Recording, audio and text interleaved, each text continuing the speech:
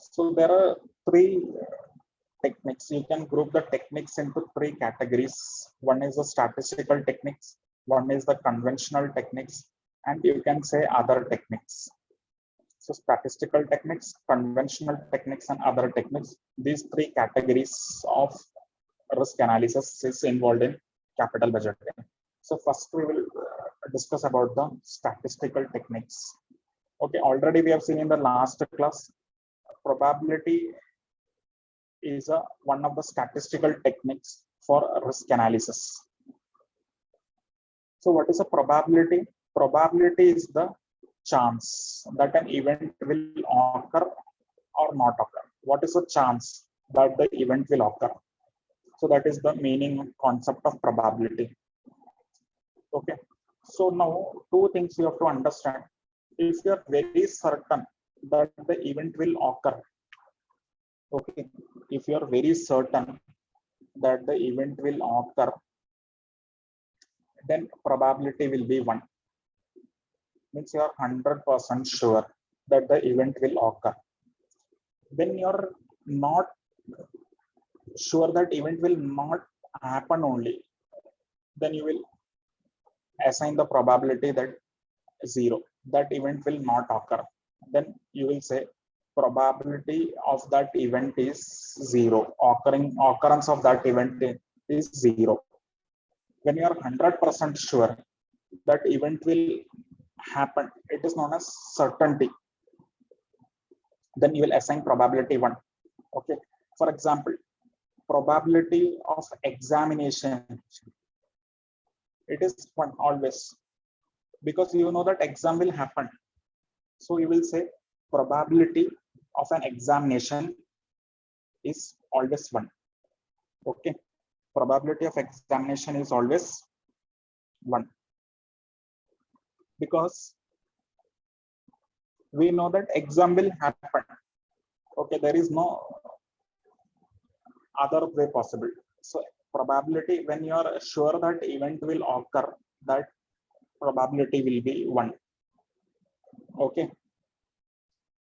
When it will occur, that will lie between 0 and 1. Okay. It can take place in September also, it can be in October also. So here you will assign some probability. That chance of occurrence in September is 0.3. That is 30% chances there in September, and 70% chance in October for same purpose. So how you calculated this probability? For this, you will have to refer the past data. Suppose you are taking the 5 years past data and seeing that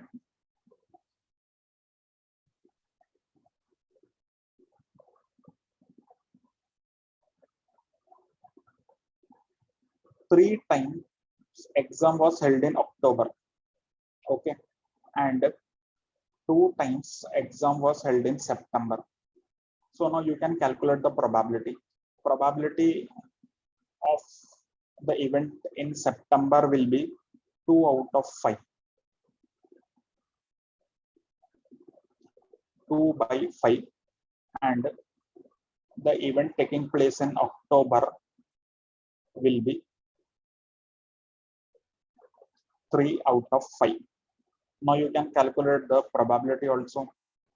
2 by 5 chance and 3 by 5. So this is how you have to calculate the probability distribution based on the past data. So you can say that now chance of examination in September is 0.4, that is 40%, and 60. So this is how you have to calculate the probability distribution. How you calculated the probability, future probability based on the past data. Okay.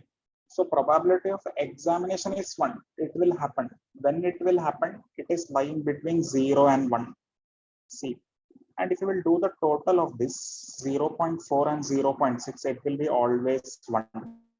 So sum of probabilities distribution is 1. Okay, sum of probability distribution is 1. So this is the concept of probability.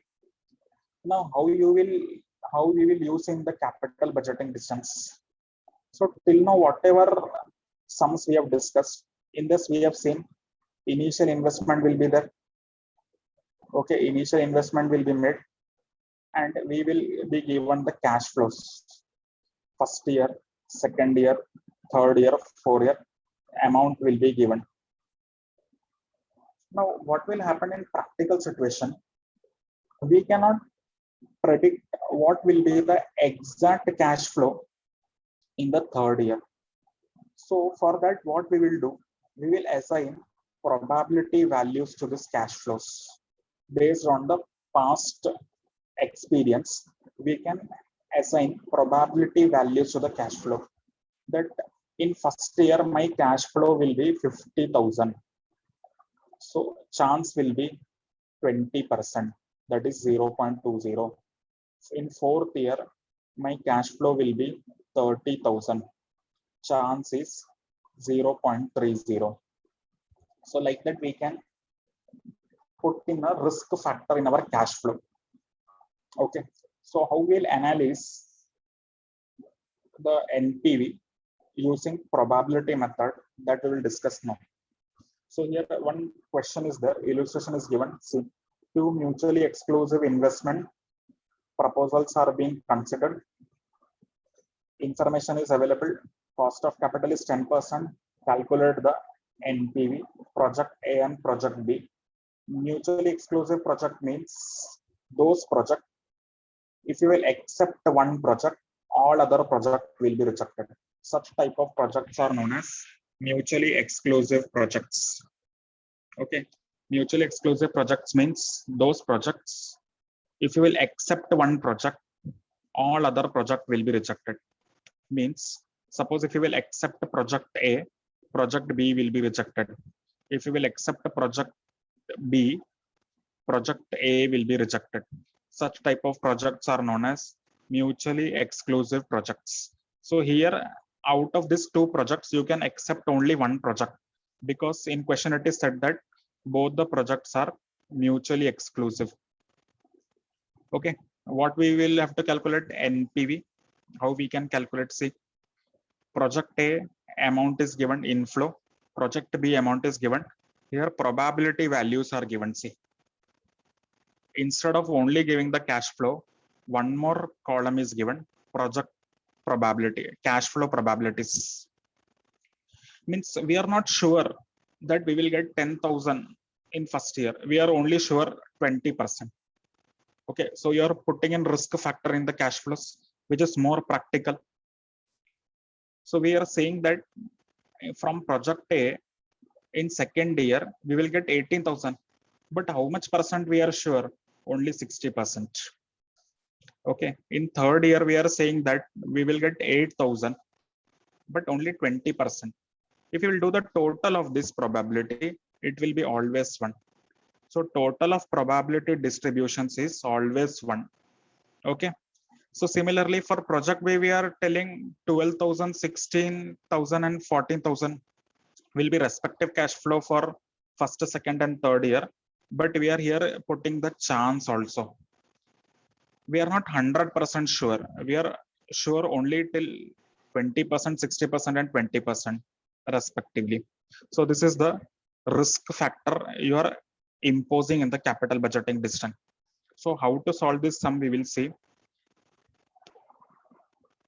So everybody understood this much, this part, everybody?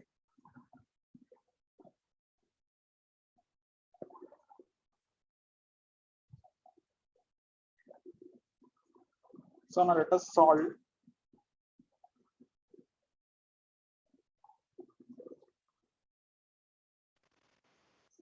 Let us understand how to calculate NPV using probability method.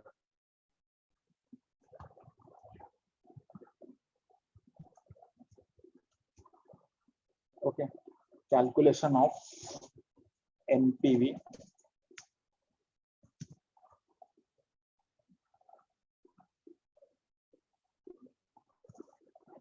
columns will be same only. Here particulars,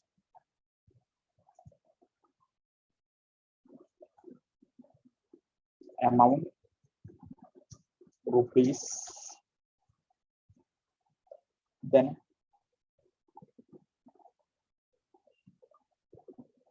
probability,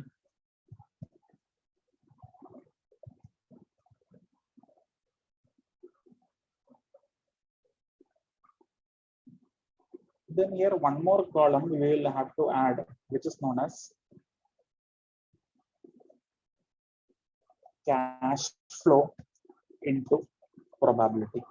Then we will calculate the discounting factor, then discounting PV factor at 10%. Okay, then we will calculate the discounted cash flows. So this will be the tables.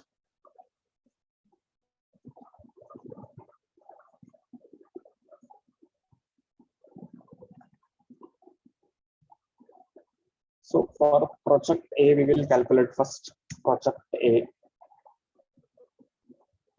0 initial investment, 1, 2, 3. This will be the initial investment.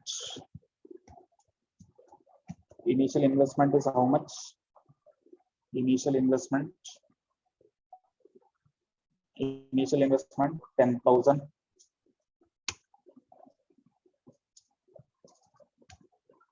Then cash inflows,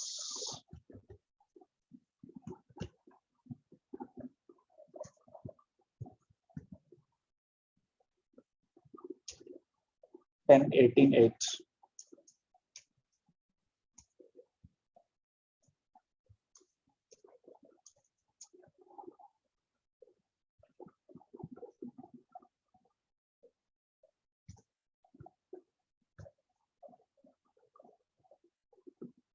Okay, probability of 0 is always okay. Probability of initial investment will not be there because you have already invested 10,000. So here, if you want, you can give 1 probability. Inflows probability is there 0.2, 0.6, and 0.2. Because initial investment you have already made, no? So what will be the probability? No probability because it is already taken place. Okay, probability we will assign for only future events. That is chance. Because initial investment you have already made, no? So there will be no probability, not required. Okay. So CF into probability, initial investment will be same only. Now here you have to do the effective cash flows. We will call it as effective cash flows. That is the cash flows into probabilities. So effectively, we are calculating the effective cash flows, multiplying the cash flows into probability value. So this is the effective cash flows. Okay. So discounting factor for 0 is always 1. So calculate the discounting factor for 10% for first year. 10 divided by 100 plus 1 divided by equal to how much it is? 0.909. Then 0.826. Then 0.751. So discounted cash flow we can calculate effective cash flow into PV factor. Now you take the effective cash flow. Okay.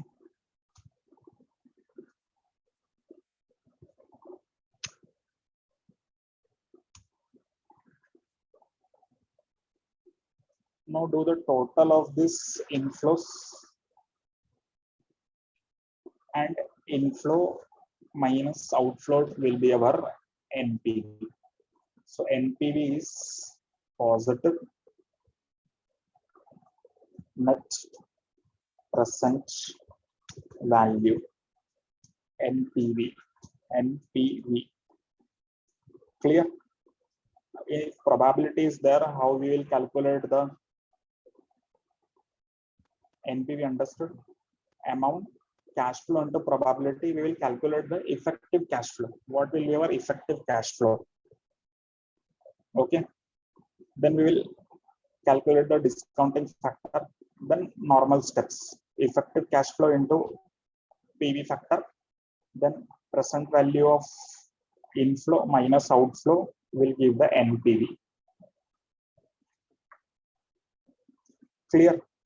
Similarly, we can calculate for project B also.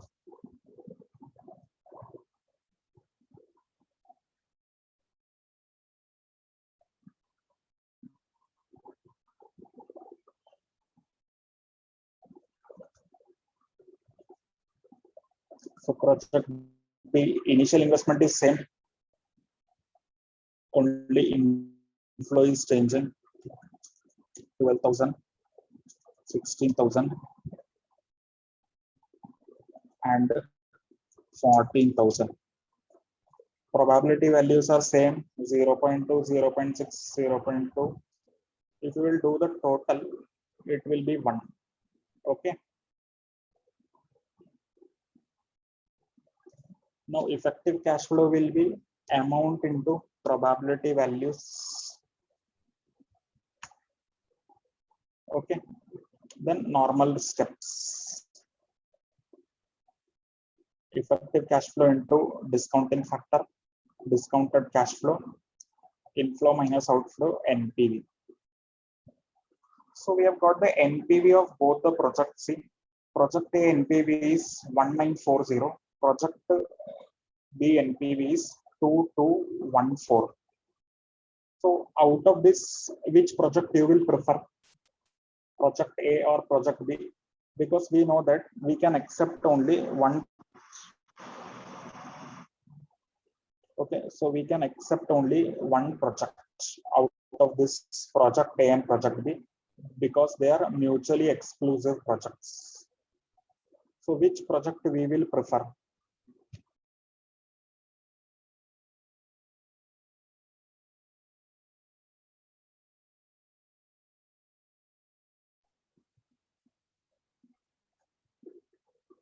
Yes, out of project A and project B, which project should be preferred? Out of a project A and project B, which project should be preferred? Project A or project B?